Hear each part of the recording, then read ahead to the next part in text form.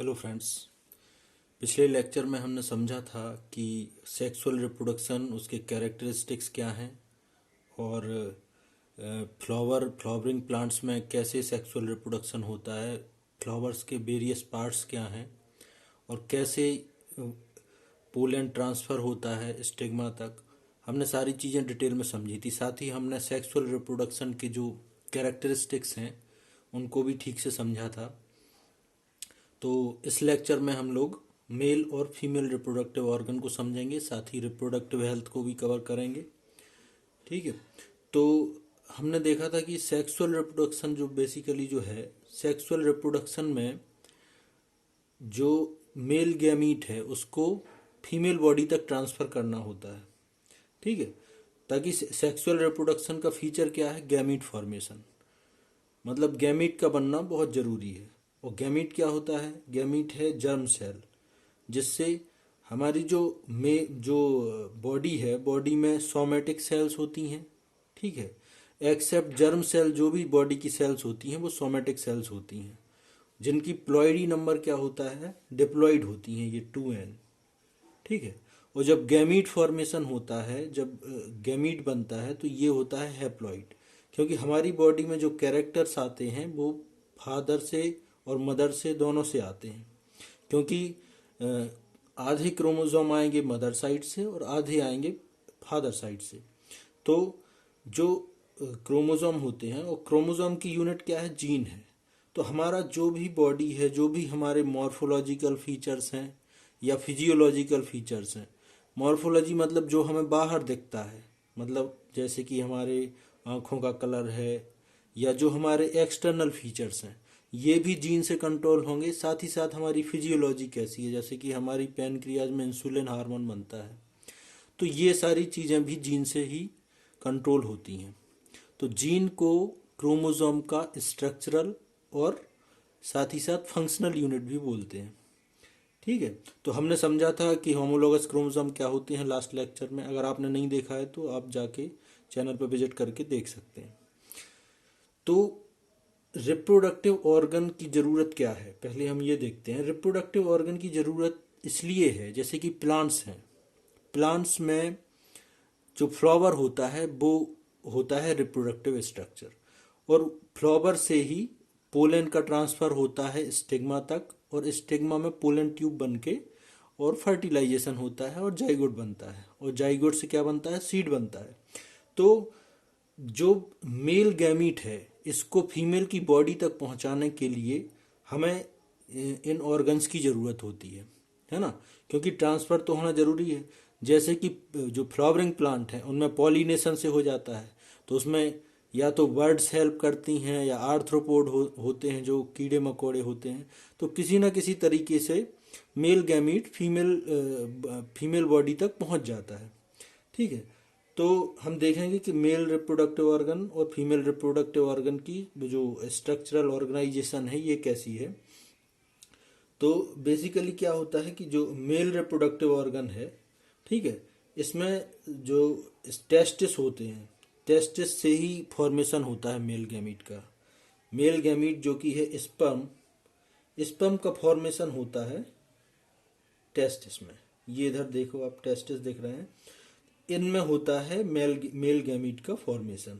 साथ ही साथ इस टेस्टिस में जो जब हम जैसे जैसे हम ग्रो होते हैं, तो मेल और फीमेल का डिफरेंस, जैसे ही प्यूबर्टी की एज आती है 13-14 के अप्रॉक्स, प्यूबर्टी की एज में हार्मोनल चेंजेस होते हैं।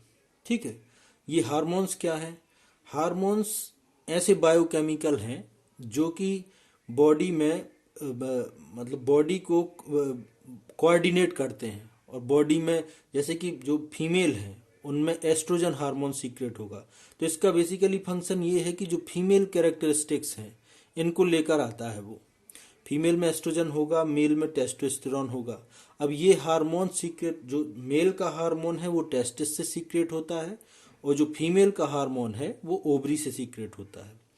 तो मेल हार्मोन क्या करेगा, जैसे ही हम एक सर्टेन एज में पहुंचते हैं तो मेल हार्मोन वॉइस में जो पिच होती है उसको बढ़ा देता है, आपकी वॉइस थोड़ी हार्ड हो जाएगी। ठीक है।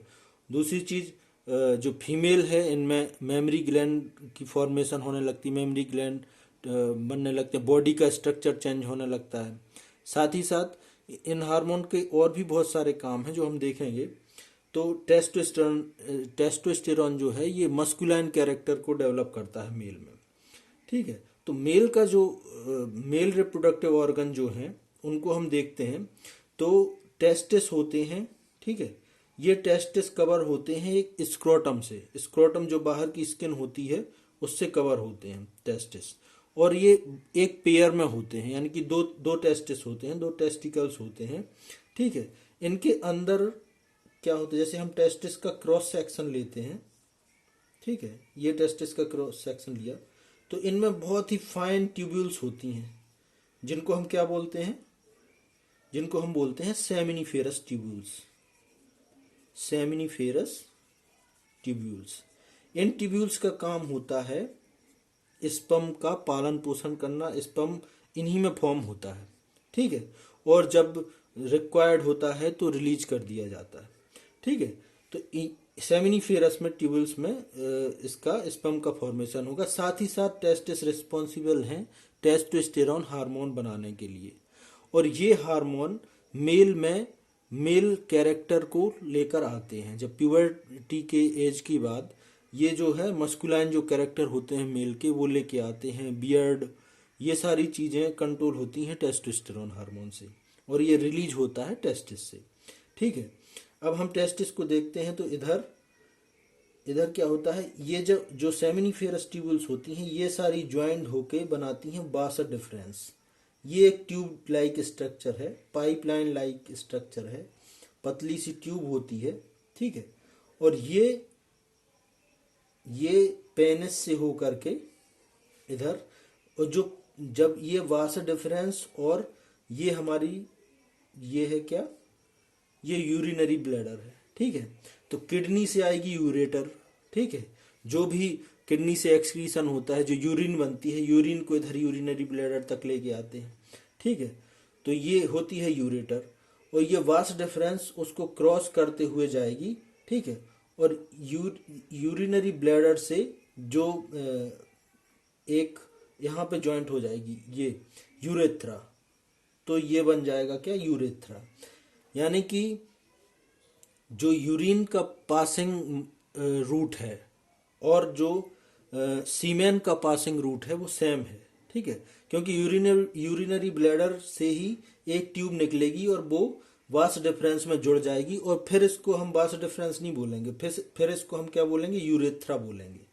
यहाँ पे यूरिनरी ब्लैडर से एक ट्यूब निकलेगी, वो और वास डिफरेंस ज्वाइंट हो जाएंगी, और इनका जो पासेज होगा वो एक ही होगा, तो इसको हम क्या बोलते हैं, यूरेथ्रा, जो कंबाइंड पासेज है।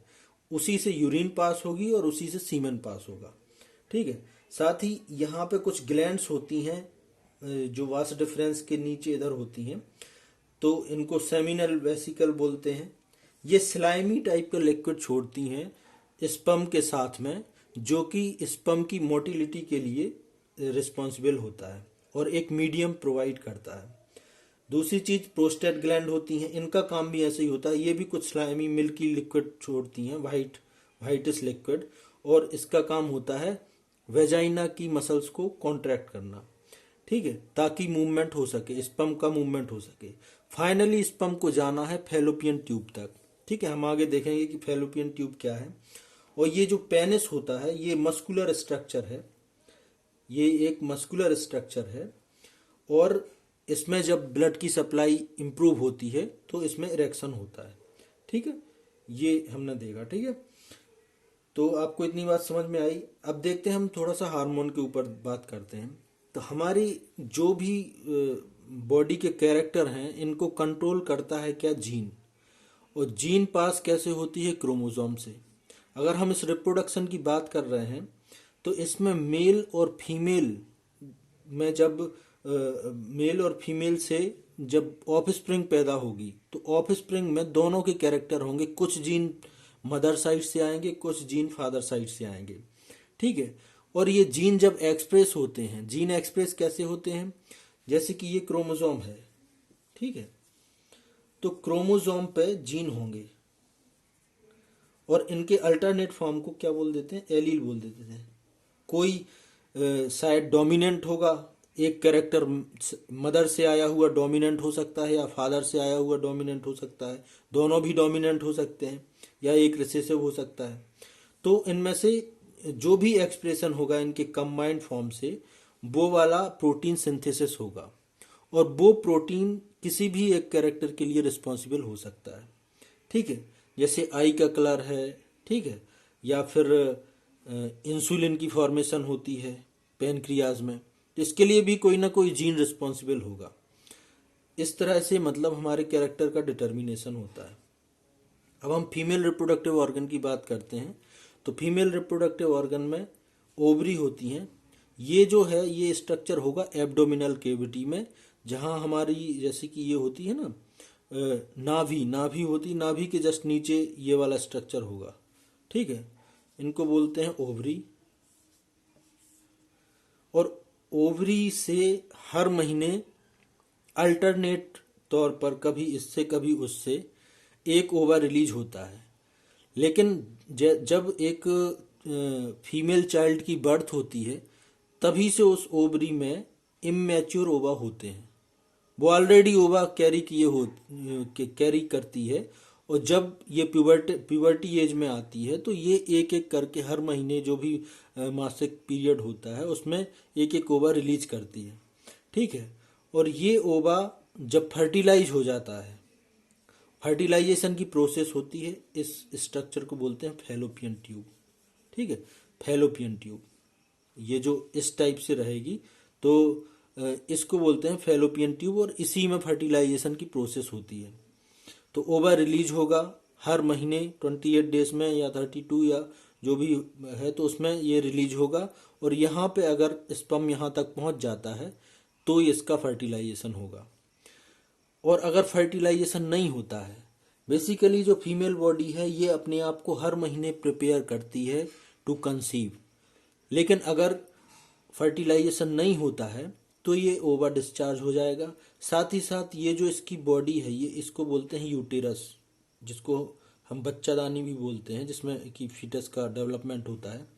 तो इसकी बाल पर थिकनिंग होगी हर महीने, हर महीने इनमें ब्लड वेस्कुलर सिस्टम अच्छे से प्रॉपर होगा और बहुत ज़्यादा वेस्कुलराइज्ड होंगी हर महीने।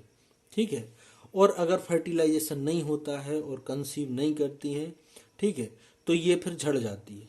ये जो है ये वाल इसलिए डेवलप होती है क्योंकि बॉडी तो हमेशा तैयार रहेगी ना। तो और अगर 28 डेज में फर्टिलाइजेशन नहीं होता है और ओवा नहीं बनता है, इम्प्लांटेशन नहीं होता है, ये फंडिक पार्ट होता है ऊपर वाला, यहीं पे प्लेसेंटा बनती है और बच्चा का इम्प्लांटेशन जो होता है फीटस का वो यहाँ पे होता है। ठीक है, तो अगर ये फर्टिलाइजेशन नहीं होगा तो पूरा का जो एंडोमेट्रियम है, ये जो पूरा ब्लड वेस्कुलर सिस्टम बनाया हुआ है बॉडी ने, यूटेरस ने, ये वाश आउट हो जाएगा, ये पूरा निकल जाएगा 28 डेज में। ठीक है, जिसको हम मेंस्ट्रुअल पीरियड बोलते हैं। तो ये है, तो स्पर्म को इस फैलोपियन ट्यूब तक पहुंचना जरूरी होता है, इसलिए ये ग्लैंड स्लाइमी लिक्विड छोड़ती हैं, और इसीलिए स्पर्म में टेल होती है ताकि ये बहुत मोटाइल हो। अगर इसकी मोटिलिटी में फर्क पड़ता है तो उससे बहुत ही मतलब वो फर्टिलाइज नहीं कर पाएगा। वेजाइना में ये स्पर्म छोड़ा जाता है, ठीक है, मेल ऑर्गन से इधर छोड़ा जाएगा। ठीक है, अब इसको इतनी डिस्टेंस कवर करनी होती है कहाँ तक पहुँचने के लिए, ओवा तक पहुँचने के लिए। ठीक है, और ये मिलियंस में छोड़ा जाता है, मतलब कि 3 ml में मिलियंस ऑफ स्पर्म होंगे। ठीक है, और इनमें रेस होगी, तो जो भी फीमेल ओवम तक पहुंच जाता है वो फर्टिलाइज करेगा। ठीक है, तो ये होता है, तो ये हमने देखा। और इस पार्ट को बोलते हैं वेजाइना, ये फैलोपियन ट्यूब है, यहाँ यही साइट है जहाँ पे फर्टिलाइजेशन की प्रोसेस होती है। अब देखते हैं कि प्रेगनेंसी इट्सेल्फ क्या है, एक बहुत ही रिस्पॉन्सिबिलिटी वाली चीज़ है। तो इसमें क्या होता है, माता को खुद के साथ साथ अपने बच्चे का भी ध्यान रखना होता है। तो रिप्रोडक्टिव हेल्थ होना बहुत ज़रूरी है ना। क्योंकि अगर मान लीजिए फिजिकली शायद जो लेडी है वो फिजिकली रूप से शायद तैयार हो, लेकिन मानसिक रूप से अगर वो तैयार नहीं है कंसीव करने के लिए और सेक्सुअल एक्टिविटी करने के लिए, तो उसकी हेल्थ पर बहुत ही बुरा असर पड़ सकता है ना। तो बॉडी के साथ साथ माइंड का सेटअप होना भी बहुत ज़रूरी है। माइंड का भी इसमें रोल है। अगर कोई भी माता गर्भधारण के लिए तैयार नहीं है और उसको बहुत कम उम्र में या उसको माँ बना दिया जाए, तो उसमें जिम्मेदारियां भी बहुत ज़्यादा बढ़ जाती हैं। तो इसको ताकि हम वांटेड हो जो भी है, अनवांटेड ना हो कोई भी बर्थ, तो इसके लिए क्या होता है कि बहुत सारे कॉन्ट्रासेप्टिव मेथड्स भी हैं, ठीक है, जिनको हम एक एक करके देखते हैं। तो सबसे पहली मेथड तो है कि हम जो पिल्स होती हैं, कॉन्ट्रासेप्टिव पिल्स, इनको लेते हैं, ठीक है। जो भी महिला है वो कॉन्ट्रासेप्टिव पिल्स ले सकती है। बेसिकली कॉन्ट्रासेप्टिव पिल्स जैसे कि माला डी है, ठीक है, इनका काम ये होता है कि ये हार्मोनल इम्बैलेंस कर देंगी, ठीक है। ये हार्मोनल इम्बैलेंस करके क्या करेंगी, एस्ट्रोजन को बहुत कम कर देंगी। और अगर एस्ट्रोजन कम हो जाएगा तो ये रिलीज नहीं होगा, ओवर रिलीज नहीं होगा तो फर्टिलाइज नहीं होगा, है ना। लेकिन ऐसा करके हम अपनी बॉडी के साथ छेड़छाड़ कर रहे होते हैं, तो ये भी नुकसानदायक है ना। तो हम दूसरी कॉन्ट्रासेप्शन देखते हैं कैसे होता है। एक कॉन्ट्रासेप्शन होता है कि ये जो फंडिक पार्ट है यूटेरस का, यहाँ पे कॉपर टी का इंस्टॉलेशन करा जाता है, कॉपर टी, ठीक है।